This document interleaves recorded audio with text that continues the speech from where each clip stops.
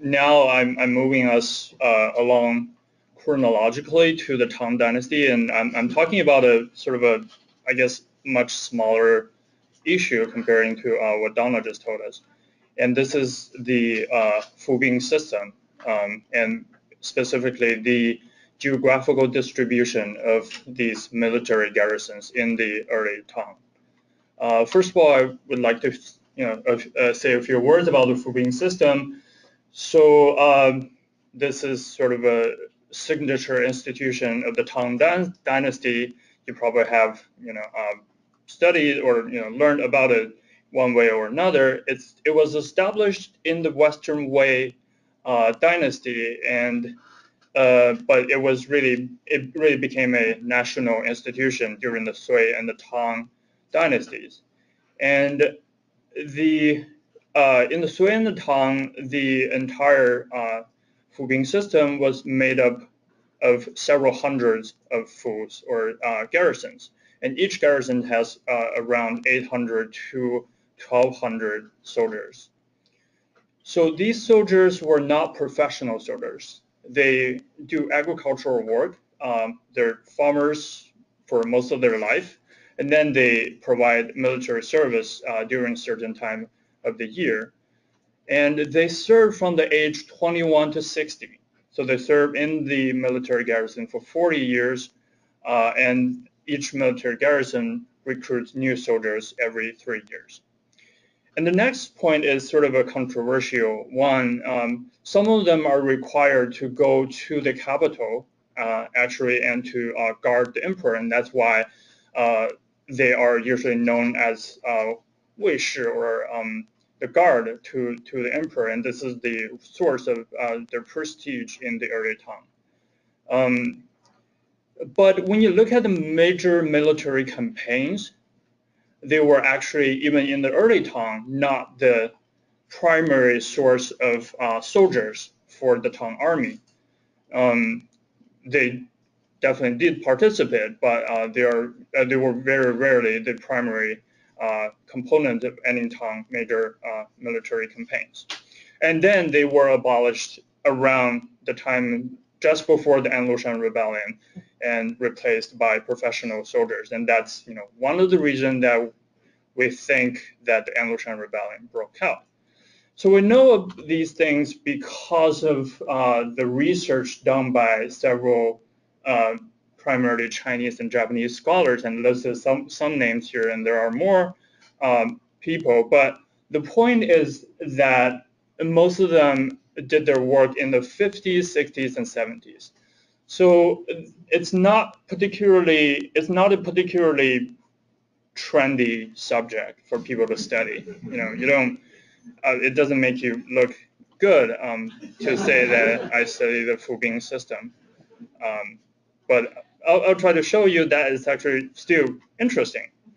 And in particular, relevant to what I'm doing today, this is a quote that is sort of based on the work that these previous scholars have done. And this is found in David Graff's book, Medieval Chinese Warfare. And it says that the great majority of these, meaning these garrisons, were concentrated in areas close to the capital, while vast stretches of central, eastern, and southern China were almost entirely without regimental headquarters. So this is pretty much what we think we know about the geographical distribution of the Fubing garrisons now. And what I want to do is to sort of put these systems on the map and see if we can find something that's different that we cannot find or cannot detect by reading the texts. And so I want to talk a little bit about my data. So the data are entirely from this book that's published in 2006. You probably can see it. It's called Tang Zhe Chong Fu Hui Kao. So what it has is essentially it lists all of the garrisons and then categorize them according to which prefecture or zhou it belonged to. And we have altogether more than 700 of these garrisons. So it's a sizable database, especially for the Tang Dynasty. And of the 700, more than 650 are datable to a particular prefecture. So we know which prefecture these garrisons are from.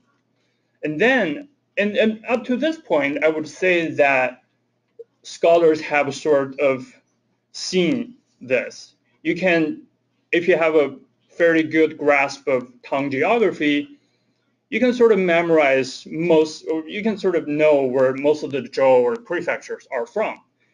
It is really when it gets to the county level that I think human mind is a little bit stretched. I mean, I'm not doubting that some scholar, amazing scholar somewhere out there might know all the counties and where the counties are located. But I think it's fair to say that for most people, it's hard to process all of the data regarding a county during the Tang Dynasty and sort of project that mentally on a map, which is what we all do. So to put these on the map, and this is the map that's based on, I'll go back a little bit, the middle column, the data that's datable, that's locatable in a particular prefecture. A number of things that's sort of immediately clear. A big cluster around the capital region, so you can see this is Chang'an, this is Luoyang. So right, and I sort of see it as almost like a bird stretching its wings. This way, this is Turfan, and then this way, to the northeast, it goes deep into Manchuria. And the other thing is that there really isn't that much going on here. Very few garrisons in the south. And this becomes a bit more striking when we place it on the background, when we put the data of population in the background. And clearly, where the military garrisons were does not correlate with where the population were. In other words, the military garrisons were not proportional to where people were. So then we would, want to ask us, why do we see all these clusters around the capital region? And just for fun, this is sort of putting the data on the background of the Ming military garrison, the distribution of the Ming military garrison, which one would argue is a lot more representative of where the population were than the Tang. And this is where I think it gets interesting, because this is, remember the three columns? This is the third column. So when you put these data, when you find the data that you can find and locate on the county level, the huge cluster around the capital that we saw in the previous image sort of disappears a little bit. Yes, the capital are still important. Chang'an still has the highest number of military garrisons, but I would argue that what you see here is really this stretch of land that I'm stealing word from Nick Tuckett, that we can call the capital corridor. It is the place between Chang'an and Luoyang. And this is very interesting because here you see Luoyang is really becoming one of the many places where you have a lot of military garrisons, but not absolutely the center. So I think this is really something that was difficult for us to imagine just by reading the text. And here you can see the difference is actually quite striking. Same group of data, it all depends on what scale you're talking about. When you represent it on a prefectural level, which I think is closer to how we imagine the Tang geography because we actually know the prefectures in our head.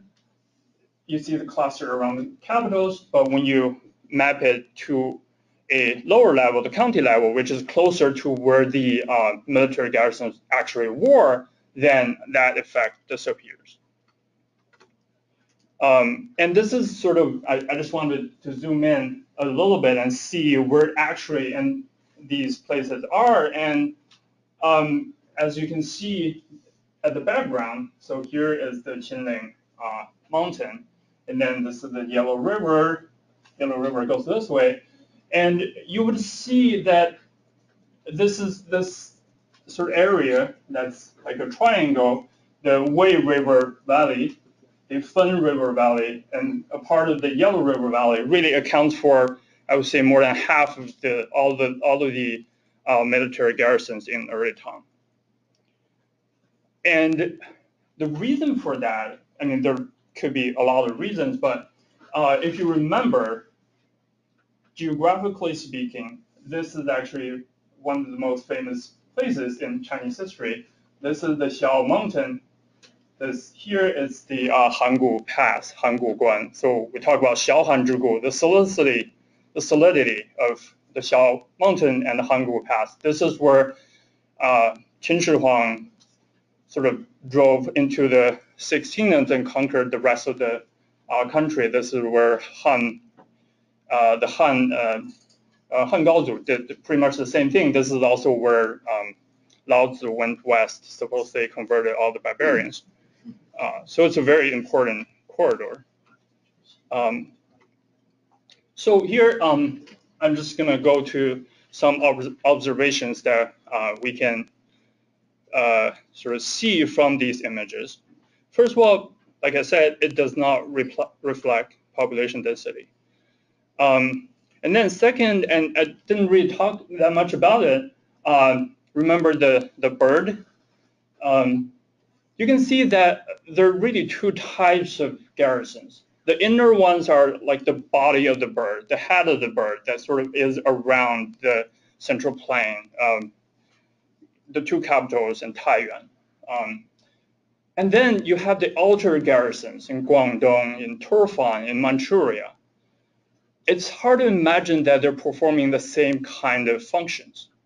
And what people are doing a lot of the times is to use the excavated document from Turfan and Dunhuang, because we actually have these documents about the what I would call outer garrisons to deduce what the inner garrisons, which we don't have a lot of sources for.